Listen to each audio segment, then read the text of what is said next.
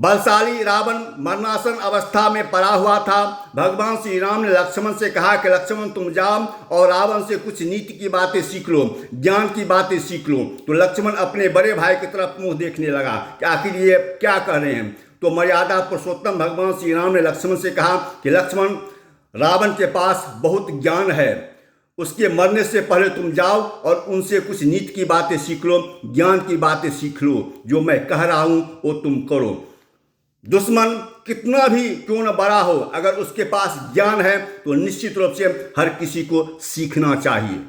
मैं ये इसलिए कह रहा हूं कि कुछ असामाजिक तत्व ये कह रहे हैं कि कॉकरोच जनता पार्टी का जो आंदोलन है, जो छात्र के हित के लिए है, देश के हित के लिए है, वो आंदोलन कर रहे हैं, वो कुछ लोग असामाजिक तत्व कह रहे हैं जिनका शिक्षा से कोई लेना देना नहीं है। वो लोग कह रहे हैं कि इन लोगों को पाकिस्तान फंड दे रहा है, खालिस्तान फंड दे रहा है, बांग्लादेशी ये लोग हैं, बांग्लादेश से फंड आता है, चाइना का ये लोग एजेंट हैं।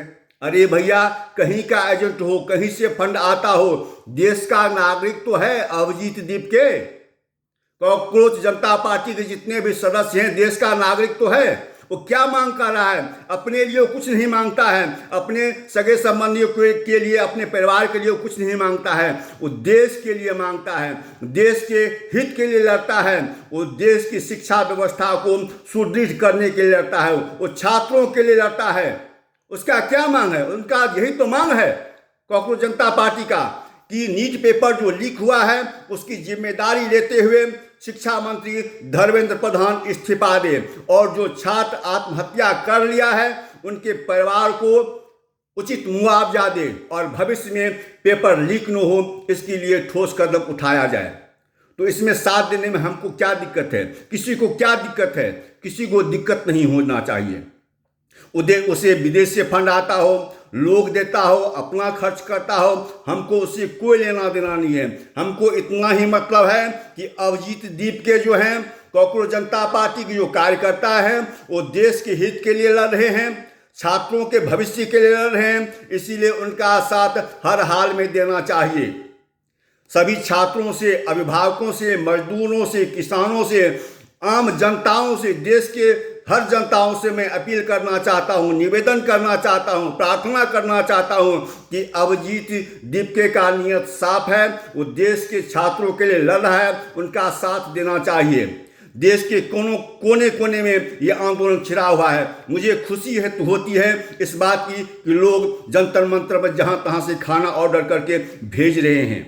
कितनी खुशी की बात है, एक से एक दाता बैठे हुए हैं। इसीलिए हम हर किसी को दरकिनार कर दें, हमको कोई मतलब नहीं है, लेकिन अभिजीत दीपके का जो मिशन है उनमें साथ देंगे हम लोग, ये आह्वान मैं करता हूं।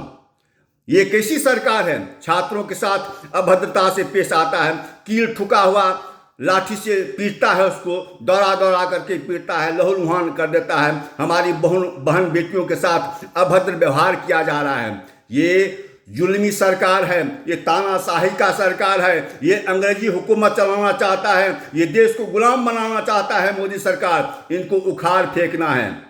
इसीलिए मैं तमाम युवाओं से, छात्रों से, अभिभावकों से, किसानों से, मजदूरों से और आम जनताओं से निवेदन करना चाहता हूं, प्रार्थना करना चाहता हूं कि अभिजीत दीपके का जो मिशन है, आह्वान है, उसको पूरा करने के लिए उनका साथ दिया जाए, और भविष्य में नीट पेपर लीक न हो, कोई छात्र आत्महत्या न करे, इसकी जिम्मेदारी लेते हुए धर्मेंद्र प्रधान इस्तीफा दें और सरकार को ठोस से ठोस कदम उठाना चाहिए।